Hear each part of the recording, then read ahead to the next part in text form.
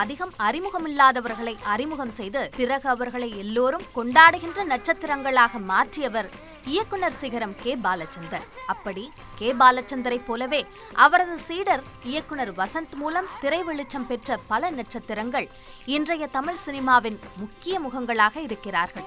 90களின் மத்தியில் சரியான அங்கீகாரத்திற்காகவும் வெற்றிக்காகவும் போராடிக் கொண்டிருந்து பின்னாட்களில் தமிழ் சினிமாவின் தவிர்க்க முடியாத ஆளுமைகளாக மாறிய அஜித், பிரகாஷ் ராஜ் ஆகிய இருவருக்குமான அடையாளத்தை வழங்கி ரசிகர்களால் இன்றைக்கும் கொண்டாடப்படுகின்ற திரைப்படம் ஆசை. கேளடி கண்மணி, நீ பாதி நான் பாதி என வசந்த் இயக்கிய முதல் 2 திரைப்படங்களுமே கதையின் நாயகிக்கு அதிக முக்கியத்துவம் கொடுத்து வெளியான திரைப்படங்கள். அந்த சமயத்தில் ஹீரோவுக்கு முக்கியத்துவம் கொடுத்து கமர்ஷியலாக ஒரு திரைப்படத்தை இயக்கித் தருமாறு வசந்திடம் சொன்னார் இயக்குனர் மணிரத்னம். அதன்படி பெரிய அளவில் அறிமுகமில்லாத புதுமுகங்களை மட்டுமே வைத்து ஒரு கமர்ஷியல் திரைப்படத்தை இயக்க முன்வந்தார் வசந்த். அப்படி தொடங்கப்பட்ட திரைப்படம் தான் ஆசை.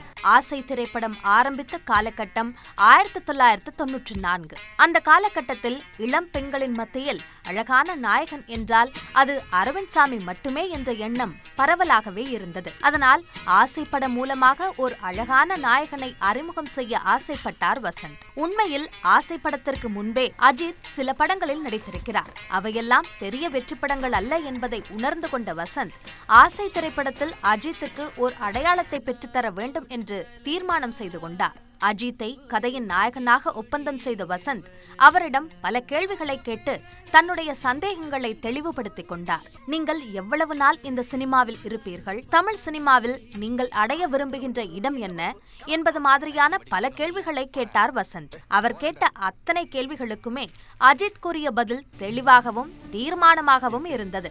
அஜித் ஓர் அழகான இளைஞன், அவரிடம் ரசிகர்களை ஈர்க்கக்கூடிய ஏதோ ஒரு வசீகரமான சக்தி இருப்பதை உணர்ந்து கொண்ட இயக்குனர் வசந்துக்கு ஒரு பக்கம் பெரிய பயமும் தொற்றிக்கொண்டது. அதுவரை அஜித் நடித்து வெளியான சில படங்கள் மக்கள் மத்தியில் பெரிய வரவேற்பை பெறவில்லை என்றாலும் கூட அஜித் அழகான நடிகர் என மக்கள் மத்தியில் பதிய வைக்கும் வகையிலேயே காட்சிகளை வடிவமைத்தார் வசந்த். உதாரணமாக, அஜித் குளத்தில் குளித்து முடித்து வெளியே வரும்போது 3 சிறுமிகள் அவர் அழகாக இருப்பதாக கூறுவார்கள். முதல் காட்சியிலேயே நாயகன் அழகு என்பதை ரசிகர்கள் நம்பத்தக்க வகையில் காட்சியை உருவாக்கினார் வசந்த். முன்கோபம் கொண்ட காதல் நாயகனாக படம் முழுமைக்கும் ஜொலித்த அஜித் நாயகி சுவலட்சுமியை பேருந்தில் பார்த்து நெற்றியில் பொட்டு வைக்கச் சொல்கின்ற காட்சி அத்தனை துள்ளலானது.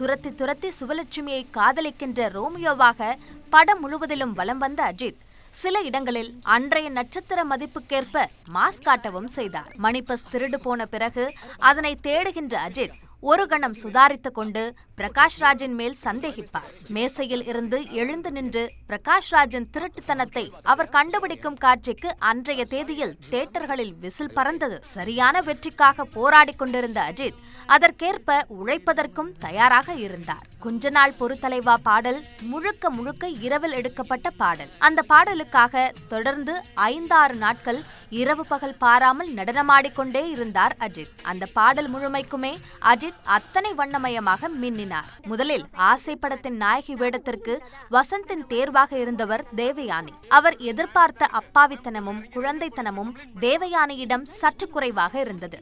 அதனால் யமுனா கதாபாத்திரத்தில் நடிக்க வேறு நாயகியை தேடினார் வசந்த். அந்த சமயத்தில் இயக்குனர் யூகி சேது மூலமாக இயக்குனர் வசந்துக்கு அறிமுகமானார் சுவலட்சுமி.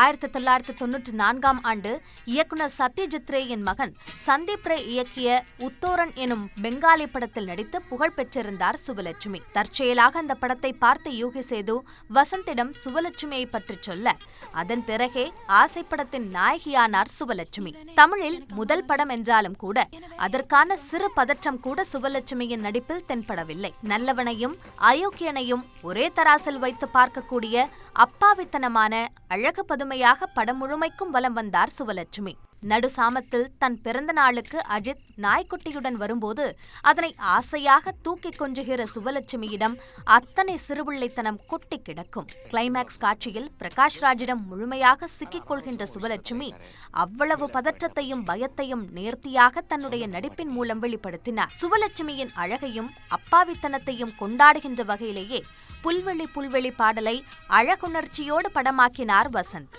நாயகிக்கான பாடல் என்றால் அவள் வெறுமனே வாயசைத்து பாட பின்னால் சில குரூப் டான்சர்கள் ஆடுவது போல அல்லாமல் சுவலட்சுமிக்காகவே சில சிறப்பான கோணங்களையும் காட்சிகளையும் எடுத்து ஒன்றாக கோர்த்து அந்த பாடலை முழுக்க முழுக்க ரசிகர்களுக்கு விஷுவல் ட்ரீட்டாகவே உருவாக்கினார் இயக்குனர் வசந்த். ஒரு கமர்ஷியல் திரைப்படத்தில் நாயகன் நாயகியை தாண்டி படத்தின் வில்லன் கதாபாத்திரத்திற்கு ரசிகர்கள் மத்தியில் பெரிய அளவில் எதிர்பார்ப்பு இருக்கும். அந்த எதிர்பார்ப்பை கச்சிதமாக பூர்த்தி செய்து ஆசைப்படம் மூலம் தமிழ் சினிமாவின் மற்றொரு தனித்துவமான வில்லனாக மின்னினார் பிரகாஷ்ராஜ். ஆனால் பிரகாஷ்ராஜ் அவ்வளவு எளிதில் இயக்குனர் வசந்தின் கண்களில் சிக்கவில்லை. ஆரம்பத்தில் மலையாள நடிகர் மனோஜ் கே ஜெயனை தான் பிரகாஷ்ராஜின் மாதவன் கதாபாத்திரத்திற்கு தேர்வு செய்து வைத்திருந்தார் இயக்குனர். தளபதி படம் பார்த்தபொழுது மனோஜ் கே ஜெயனின் நடிப்பு வசந்தை வெகுவாக கவர்ந்தது. ஆனால் சில காரணங்களால் மனோஜ் கே ஜெயன் ஆசைப்படத்திலிருந்து விலகிக் கொண்டார். பிறகு மீண்டும் வில்லனை தேடிக் கொண்டிருந்த வசந்தின் நீண்டகால தேடலுக்கு